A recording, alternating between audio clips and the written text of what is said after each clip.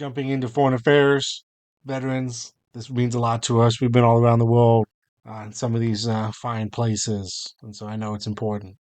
They both really jumped around within the topics, so I've kind of kept it together, moved some things in. So this one will be a little bit long, but stay till the end. They're hitting on Ukraine, NATO, Israel, and Afghanistan. And I got some interesting things to say at the end with the knowledge that I was actually working in Afghanistan as a contractor, redeploying equipment and personnel, and also working with closing down some of the smaller bases. Let's move to the topic of foreign policy. I want to begin with Russia's war against Ukraine, which is now in its third year.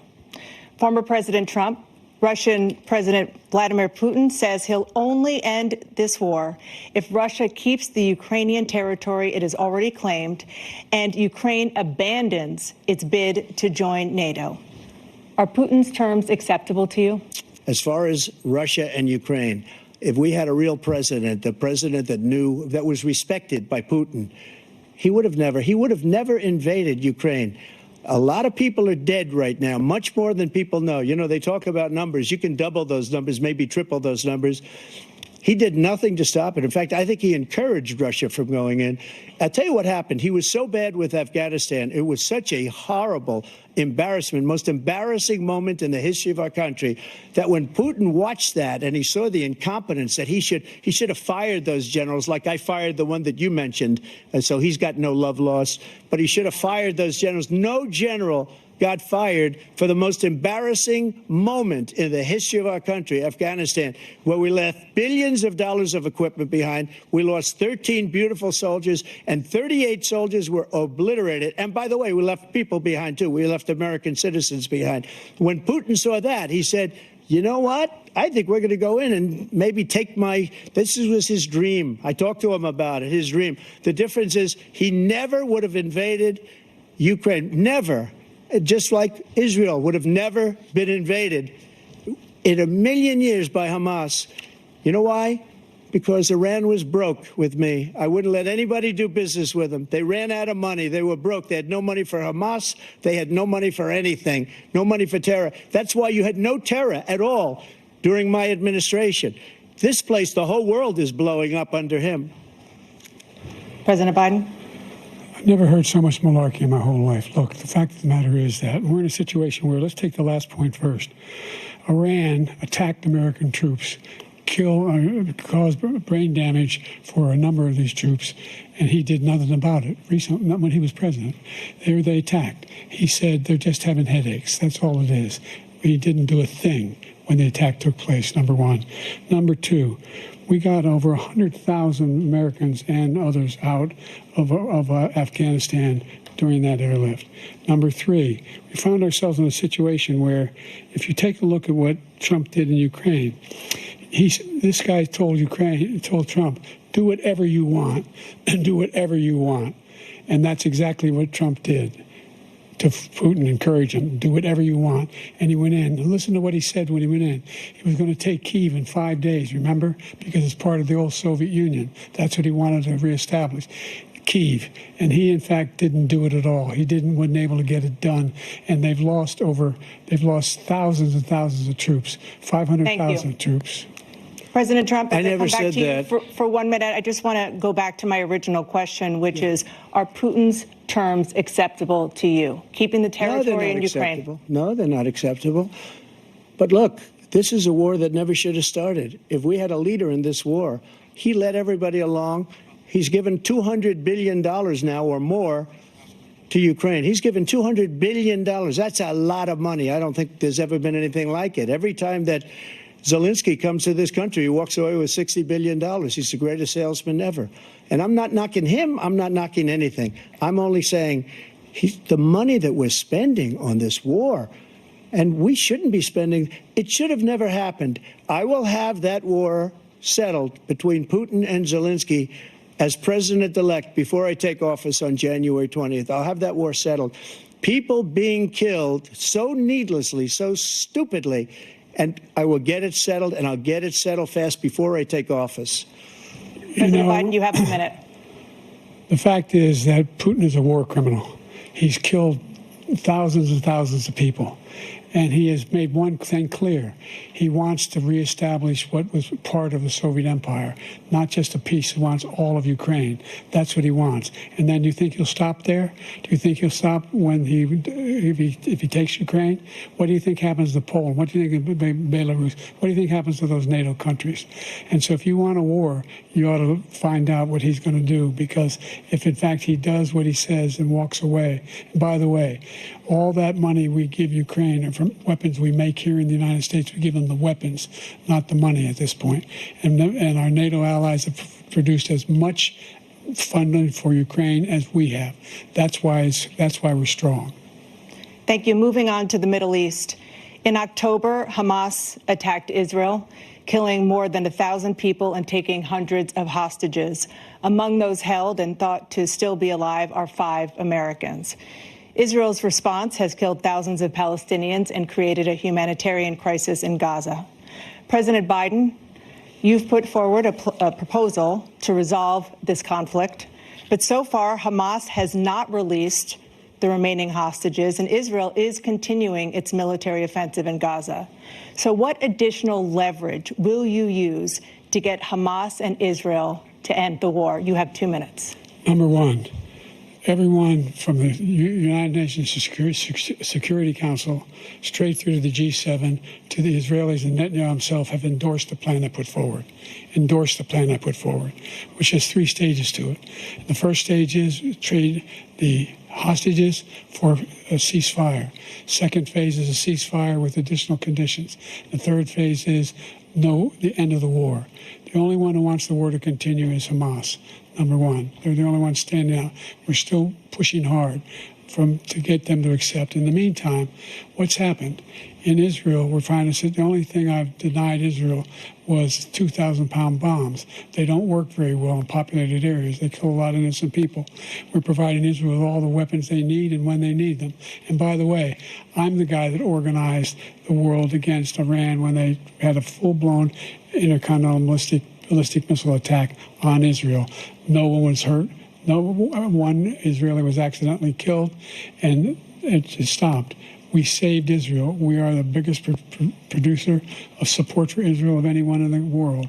And so there are 2 different things. Hamas cannot be allowed to be continued. We continue to send our experts and our intelligence people as to how they can get Hamas like we did bin Laden. You don't have to do it. And by the way, they've been greatly weakened, Hamas, greatly weakened, and they should be. They should be eliminated. But you've got to be careful for using certain weapons among population centers. Just going back to Ukraine for 1 second. We have an ocean separating us. The European nations together have spent $100 billion, or maybe more than that, less than us. Why doesn't he call them and say, you got to put up your money like I did with NATO? I got them to put up hundreds of billions of dollars. The Secretary General of NATO said Trump did the most incredible job I've ever seen. They wouldn't have any. They were going out of business. We were spending almost 100% of the money was paid by us. He didn't do that. He's getting you got to ask these people to put up the money. We're over $100 billion more spent, and it has a bigger impact on them because of location, because we have an ocean in between. You got to ask them. As far as Israel and Hamas, Israel's the one that wants to go. He said the only one who wants to keep going is Hamas. Actually, Israel is the one, and you should let him go and let him finish the job. He doesn't want to do it. He's become like a Palestinian, but they don't like him because he's a very bad Palestinian. He's a weak one. President Biden, you have a minute.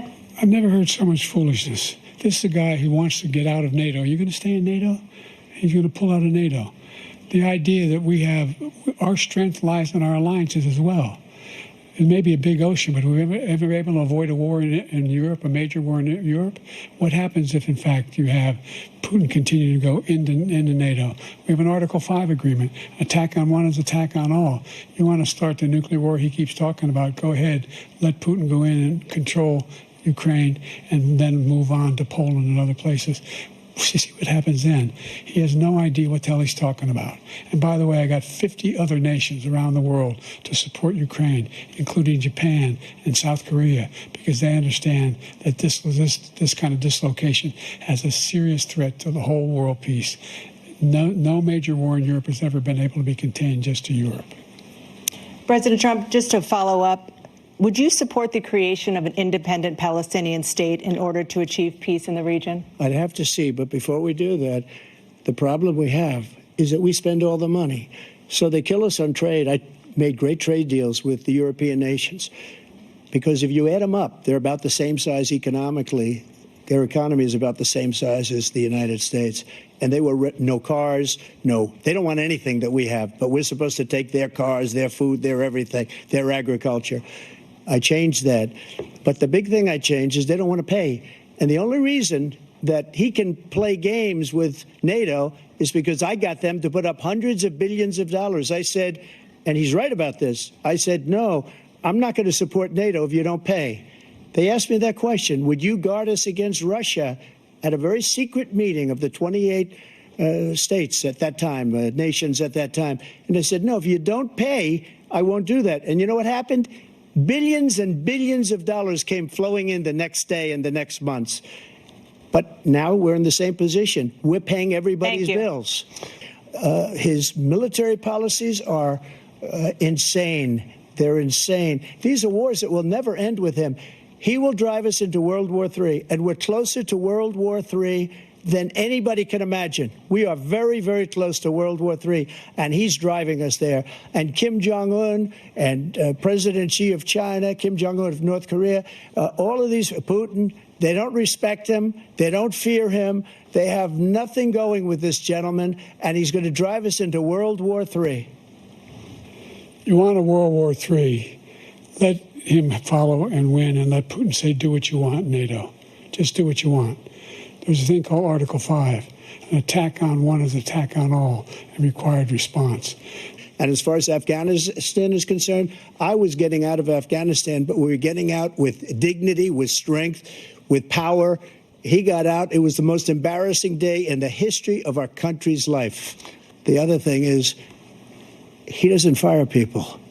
He never fired people. I've never seen him fire anybody. I did fire a lot. I fired Comey because he was no good. I fired a lot of the top people at the FBI, drained the swamp. They were no good. Not easy to fire people. You'd pay a price for it, but they were no good. I inherited these people. I didn't put them there. I didn't put Comey there. He was no good. I fired him. This guy hasn't fired anybody. He never fires.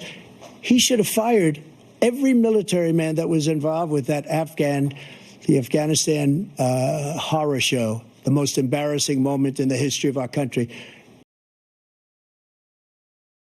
So jumping in first, we're talking about NATO. I know Trump made the comment that we need to get the European countries in NATO to support more financially. So we got a snazzy little graph here that shows America is over 70 billion, and then other countries within NATO, Germany, France, United Kingdom, they're up there.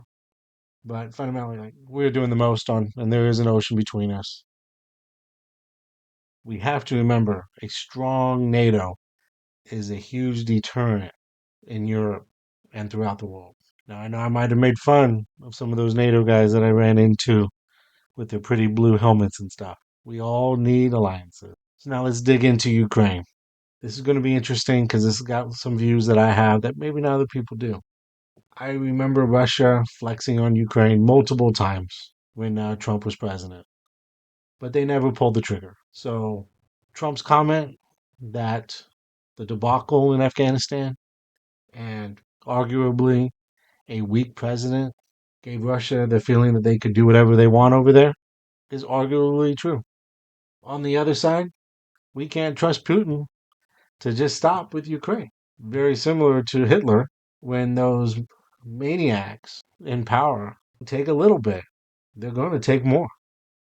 He wants all of Russia back. He wants to create the USSR. We know that. We need NATO. We understand those pieces. If we get him a little piece, he will take more later. There's going to be some tough decisions to be made for whoever is president come next year. All right, for Israel, we understand this a little bit more than a lot of Americans. A lot of Americans, they live the dream. They haven't seen war. They haven't seen death. They think it's a problem when they're out of their fucking coffee at Starbucks and they have to get something else. Like, they don't understand what it's like. But we've seen it. And some months ago, they got attacked. Why they got attacked, who helped them, who funded, all of those pieces. There's some comments in there. But I tell you what, if Canada would have jumped over and abducted 1,000 Americans and killed and butchered a bunch, I'm pretty sure we would have sent the Marines up into Canada and fucked some shit up. If you're watching this channel, you know what it's like. You've been places, you've seen things. Maybe you've done things that still haunt you. So support Israel, give them what they need. War is tough, war is hell. Let's do what we can to make sure to lessen, civilians being injured. Bad things can happen. Let's continue to support Israel. Like I said before, allies are key. Finally, getting into Afghanistan. A lot of you guys don't know, my job in the Marine Corps for 20 years was moving people and things throughout the planet. And then when I got out, I decided to do that as a contractor. And I did that in Kuwait for about a year. And then I did that in Afghanistan. I was in Kandahar, Afghanistan in 2019 to 20. Redeploying, deploying. You can argue that maybe it wasn't a good idea to leave the Taliban alone for years. And so they were at full strength when we pulled out. What do you think they're going to do? Come April of 2020, with the COVID debacle going on, I got sent home, which was nice because I got to be with my grandson. But other people had to close out. But I can tell you, in the aftermath, it did not go well. Should Biden have fired some generals with that debacle? Not if those generals told him that the Taliban was advancing, that the Afghan army had some issues. What was the right move? What should have happened if none of it was working? Should we have paused? Or did we have to do that date? We didn't have to do that date. That we could have paused. We could have waited. We could have taken more time. So the question lies, was it a military problem or a politician problem? Politicians set a date, they wanted to get everybody out. Media pushes that, want to get everybody out of the country, push through, make it happen. There is no doubt that those generals were briefing, talking about what the issues were with the redeployment and what's going to happen to the country, because it was easy to see. And then when the day comes, it's a clusterfuck. And Marines and sailors die. Some that weren't even in the country in the first place. We had to send people back because they messed it up so bad. Biden messed it up. You want to blame Trump because he started it and he made the deal with the Taliban without having their Afghan army in there? Sweet. Blame him. But in execution of that mission, Biden messed it up. Because the only way I believe that he didn't mess it up, if he would have fired 3 or 4 generals up and down the chain of command for not telling him what was going to happen.